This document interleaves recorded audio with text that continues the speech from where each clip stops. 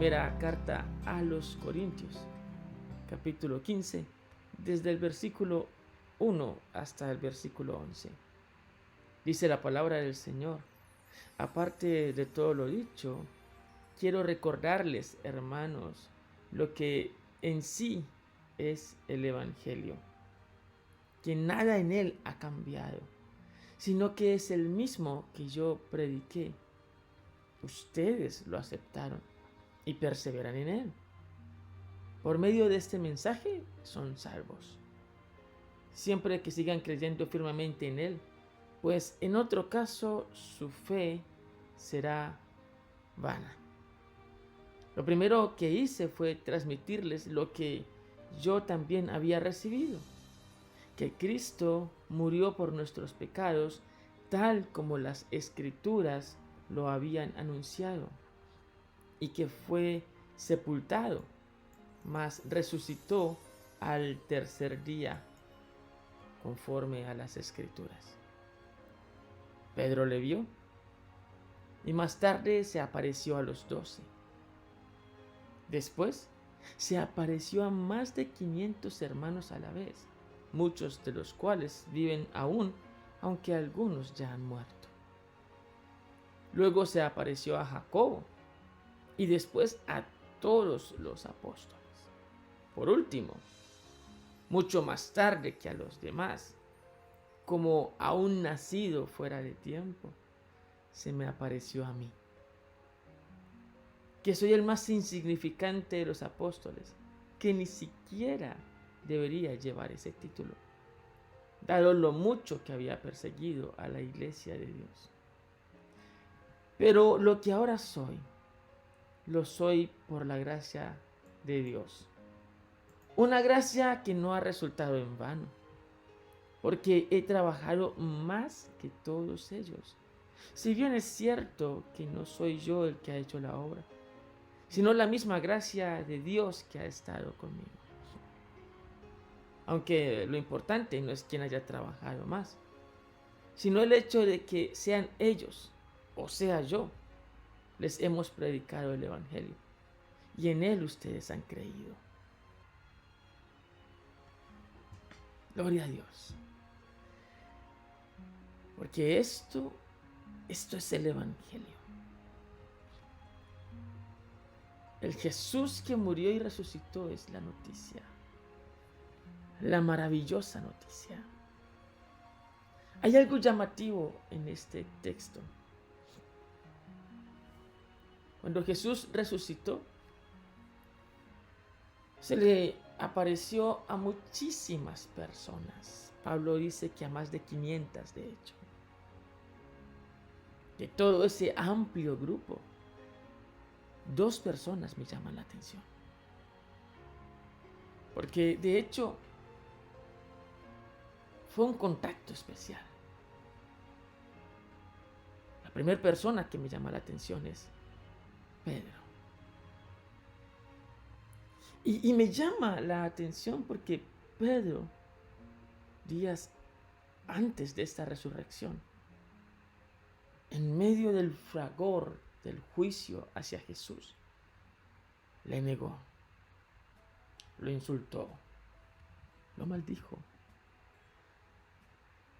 Ya Jesús le había dicho con antelación: antes que el gallo cante, tú me habrás negado. Antes que llegue la mañana, tú me habrás negado. Antes que arrecie la madrugada, tú me habrás negado. Y Pedro supo que le había fallado a Jesús. La Escritura dice que lloró amargamente. Una persona como él, llena de efusividad, seguramente carisma. Un hombre, ¿por qué no espontáneo? Por seguro, muy decidido en sí mismo. El día decisivo se enfrentó a su propia cobardía y cayó derrotado. Y en las fauces de esa derrota, sus palabras reclamaban maldición hacia el Jesús que había acompañado por 3 años, hacia el Jesús del cual él sabía era el Hijo de Dios, del cual él sabía sus palabras eran palabras de vida eterna, y a quién más podrían ir, pero producto del miedo y la cobardía, Pedro le negó. Derrotado, descompuesto, arrastrando la vida, Pedro sentía que no valía la pena. Pedro sentía que no valdría ninguna clase de manifestación de afecto. Sin embargo, algo de la esperanza que se había diluido en la noche del juicio a Jesús le volvió al cuerpo cuando se enteró que algo había sucedido en la tumba. Cuando con sus propios ojos se percató que el que había muerto había resucitado. Pedro no podía creer que Jesús otra vez estaba allí.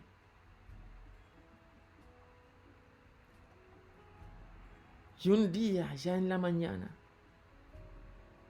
ya había pasado la madrugada, la tensión de la noche. Allí estaba aquel que le había dado esperanza, a la orilla del mar, diciendo: echen sus redes al mar. Pedro le reconoció tras el milagro de la vendimia.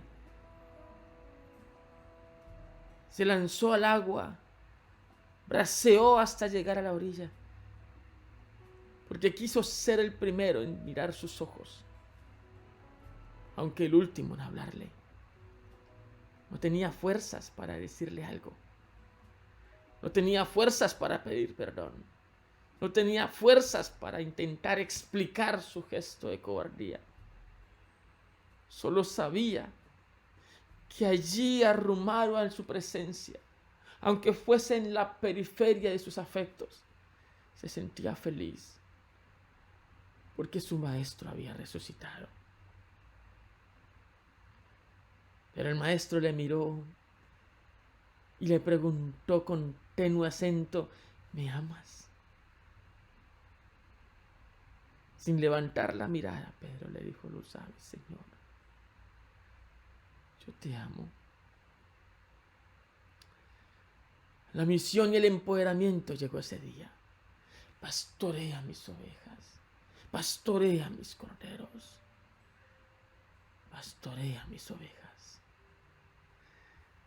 Fue el día de la liberación. La segunda persona que llama la atención en este listado a quienes Jesús mostró su resurrección fue Santiago, su hermano. Sabemos por las Escrituras que Santiago, al igual que sus otros hermanos, no creían en él, no creían en Jesús, le consideraban como loco, le consideraban como alguien que no tenía criterio. Su hermano, hijos de su propia madre, le negaba. Nadie conocía más al Jesús humano que Santiago, pero le negaba. Aún así, Jesús se aparece ante este hombre de tal manera que cae derrotado y sin aliento, reconociendo que Él es Dios. Ese es el Jesús del que nosotros hablamos. Esa es la buena noticia de la que nosotros transmitimos. Del Jesús que te busca, no importa que antes le hayas negado, no importa que antes no hayas creído en Él. El Jesús que te busca, no importa que antes hayas considerado que el camino que Él representa es locura. No importa, Él sigue a la puerta tocando. Él sigue a la puerta abriendo sus labios y expresando amor hacia ti. Él te sigue diciendo: estoy a la puerta y llamo. Si oyes mi voz, entraré a ti cenaré contigo y tú conmigo. Esa es la buena noticia. El Jesús resucitado, el Jesús que te dio vida. Yo te invito a que la tomes y la celebremos juntos. Recuerda, no importa si le negaste, no importa si no has creído. Si hoy entiendes que le necesitas, Él está a la puerta.